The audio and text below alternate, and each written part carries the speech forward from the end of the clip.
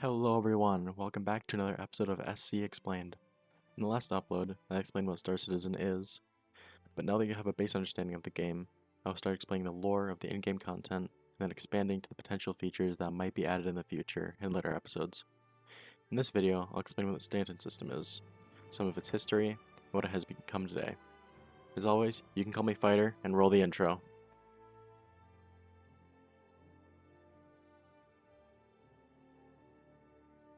To begin, the Stanton System is one of only two star systems to be fully colonized by the United Empire of Earth, or UEE.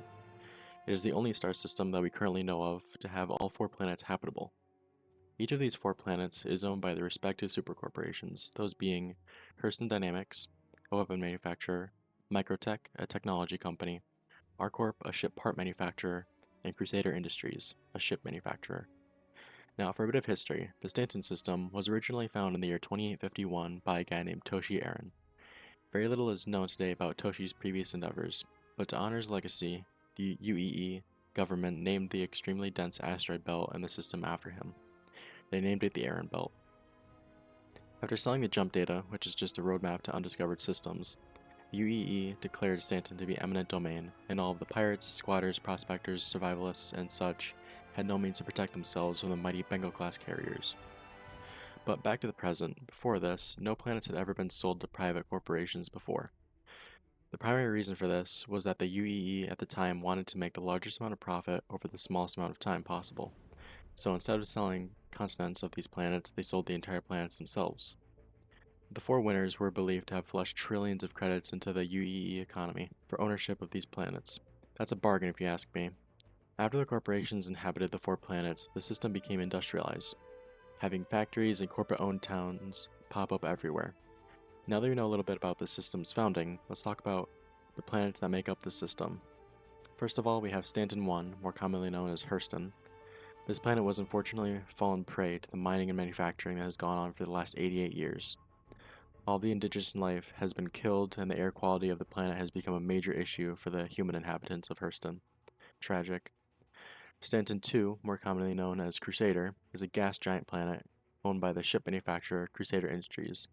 Even though originally the UEE was supposed to sell it as a buy one get one free deal due to its lack of terra firma, but Crusader made use of its upper atmosphere to house massive industrial platforms to build UEE ships and eventually their own ships. On to the next one. Stanton 3, ARcorp. ARcorp is the only planet in the system to be completely covered in one megacity, with different sectors called areas. All of this happened in just 80 years. If that's not efficiency, I don't know what is. Finally, Stanton 4, and in my opinion, the prettiest. Microtech, owned by the corporation with the same name. Microtech is an unusually cold planet, reaching temperatures as low as -84 degrees Celsius. This is because of an error in the UEE terraforming process, leading to very dense cloud formations.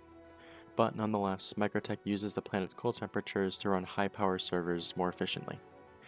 Not only did the planets get inhabited, but also all around the system you'll find several space stations owned by Rest and Relax, a company whose ambition for turning old science stations into refueling and repairing platforms for everyone. In 2901, a man by the name of Johann Alejandre, an ambitious engineer, bought an old decommissioned station and repaired it in half the time and cost of building a new one. His plan worked, and in just over 50 years, his company has become the largest rest stop empire in the galaxy. But with all of this prosperity and wealth entering the system, pirates and drug cartels will be following closely behind. May I introduce the Nine Tails Gang? The gang has become a nuisance to Crusader securities, disabling communications arrays to commit crimes without being caught, and transporting drugs from security facilities that they raid, such as Slam, Widow, Neon, Etam, and Maze. Another pirate organization that has been an annoyance to Hurston Dynamics calls themselves the Dusters. They specialize in mining-associated crimes such as stealing materials from miners and illegal mining operations. And finally, the gang that caused the most fuss, the infamous Xenothreat Gang. In 2951, the gang transmitted a message announcing their revolutionary campaign against the Human Xi'an Trade Initiative, a law enabling interspecies trade with an alien race who call themselves Xi'an. This is the message. Attention, people of Stanton. A great injustice has been done to you. For decades, The spineless bureaucrats of your government have been selling you and your fellow citizens piece by piece to the alien scum outside our borders and to their corporate masters within. Their greed, only matched by the absolute disregard for the values that made humanity great in the first place. My brothers and sisters have watched them feed on the dying carcass of the Empire for long enough. With the passage of the Human Xi'an Trade Initiative, it's clear that the government is happy to sell the final parts of humanity into servitude.